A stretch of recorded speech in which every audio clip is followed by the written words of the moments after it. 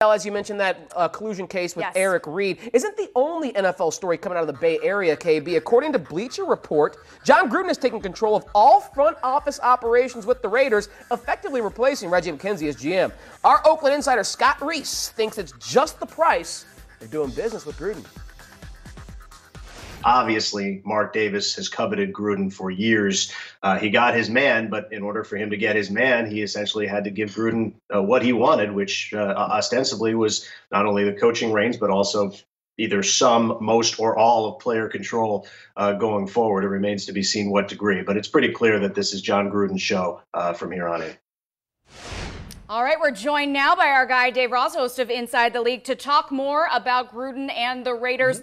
So I want to ask you, Gruden has this huge contract, $100 million. The Raiders are going to Vegas soon. How much pressure is on Gruden and the Raiders this next season? I don't think there's a whole lot on Gruden in this next season because of what you said. When you're getting $10 million, $100 million overall, a 10-year deal. So $10 million per season, right? He doesn't feel any pressure right away because you're not going to can that guy and eat all that money that you've given to him guaranteed. So I think he's got some leeway there.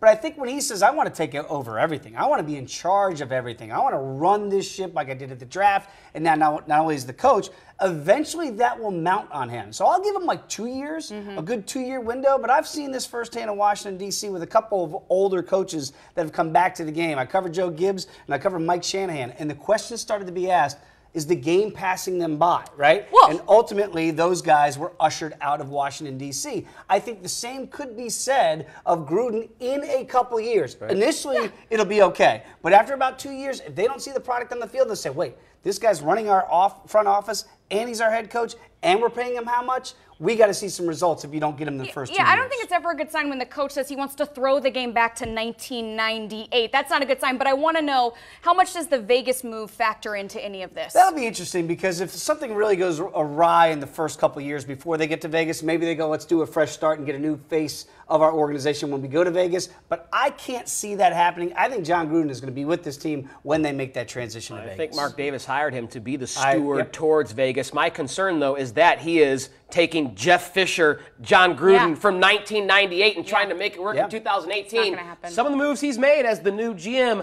I'm scratching my head heading into 2018. He's resting his laurels on that Super Bowl championship he had in Tampa. Way back when. That's exactly right.